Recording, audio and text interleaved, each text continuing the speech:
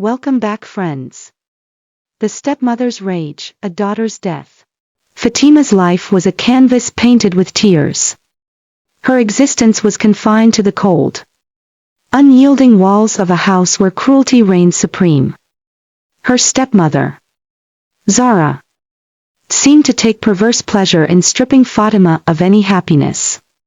Fatima's father, oblivious to Zara's true nature, often traveled for work, leaving her alone to endure the torment. Each morning, Fatima's delicate hands bore the weight of endless chores, her frail body trembling with exhaustion. Her beauty and gentle nature were her only possessions, but they had become her greatest curse. Zara despised her for them, seeing her as a threat to her own daughter, Alia. Once, when Fatima accidentally spilled a jug of water, Zara's wrath descended like a storm. Grabbing Fatima by the hair, she dragged her across the kitchen floor. "You're nothing but a burden," Zara spat, striking her so hard that Fatima's lips split. That night, as blood stained her pillow, Fatima silently prayed for deliverance, her tears soaking into the fabric of her late mother's shawl. Her stepbrother, Ali, was the only glimmer of kindness in her life.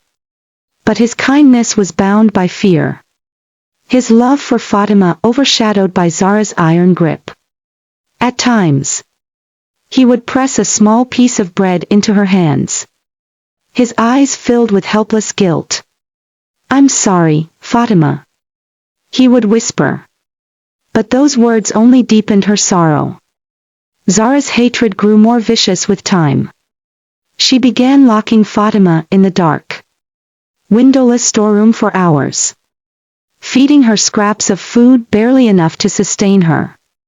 Fatima's spirit, though battered, refused to break. In her heart, she still believed in love, in forgiveness, and in the faint hope of freedom. One rare afternoon, Zara begrudgingly allowed Fatima to accompany Alia to the market. It was a moment of reprieve, a brief escape from the suffocating prison she called home. With her face veiled and her eyes downcast, she walked behind Alia, her presence unnoticed except by a young man named Amr. Amr saw something in Fatima's eyes, a depth of pain intertwined with an unyielding grace. He couldn't look away. He asked a shopkeeper about her and soon discovered her name. Days later, Amr's family sent a proposal to Zara's house. Zara, blinded by her ambitions for Alia, assumed the proposal was for her daughter. When Amr arrived to formally express his intentions, Zara adorned Alia in her finest clothes. Fatima was relegated to the kitchen, her heart silently aching. But when Amr spoke, his words shattered the room. "I have come to ask for Fatima's hand in marriage," he declared, his voice unwavering. Zara's face contorted with rage. "How dare you insult my daughter like this?" she screamed, dragging Fatima into the room. She pointed at her with disdain. "This girl is not worthy of your love. She's nothing but a servant." Amr stood his ground, but Zara's refusal was absolute. That night, Zara seethed with fury, plotting to erase what she believed to be Fatima's curse upon her family. The days following Amr's visit were a living nightmare for Fatima. Zara's punishments became more brutal. Fatima's hands bled from hours of scrubbing floors. Her back bore the marks of Zara's wrath. But the true horror came one fateful night. Zara entered Fatima's room with a glass of warm milk. For the first time, her face was calm, her voice deceptively soft. "You've worked hard today, my dear. Drink this," she said.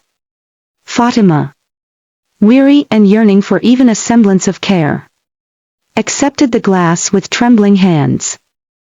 The moment the poisoned milk touched her lips, Fatima felt a sharp pain in her stomach. Her vision blurred, and she collapsed onto the cold floor. As the poison spread through her body, she clutched her mother's shawl tightly, tears streaming down her face. Her final prayer was one of forgiveness for Zara, for Alia, and for a life that had denied her love. Morning came, and the house was eerily silent. Alia, racked with guilt for her treatment of Fatima, decided to visit her stepsister to make amends. But when she opened the door, she was met with a scene that would haunt her forever. Fatima's lifeless body lay curled on the floor, her hand still clutching her mother's shawl. Blood stained her lips, and her once bright eyes were closed forever. Alia's screams pierced the air, bringing Ali and Zara rushing to the scene. Ali fell to his knees, cradling Fatima's cold body. "I should have protected you," he sobbed, his tears soaking into her hair. Zara stood frozen, her face pale as the weight of her crime bore down on her. When the police arrived and questioned her, Zara broke down. "She was destroying my family," she muttered, her voice devoid of remorse. Fatima's funeral was a somber affair. Her fragile body, once so full of life and dreams, was laid to rest beneath a tree, her grave marked by a simple stone. Ali knelt by her side, placing her mother's shawl over the grave. "I will never forget you," he whispered, his heart shattered beyond repair.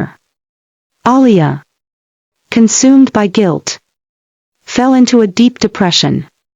She would often sit by Fatima's grave, speaking to her as if she were still alive. "I was jealous of you," she would cry, "but you were so much better than I ever could be." Zara was sentenced to prison, but her punishment did little to heal the wounds she had inflicted. Her hatred had destroyed not just Fatima, but her entire family. Ali, though broken, found solace in his love for Aisha. On their wedding day, he placed a single rose on Fatima's grave. "You deserve this happiness," he said, tears streaming down his face. "I will honor your memory by living a life filled with love and kindness."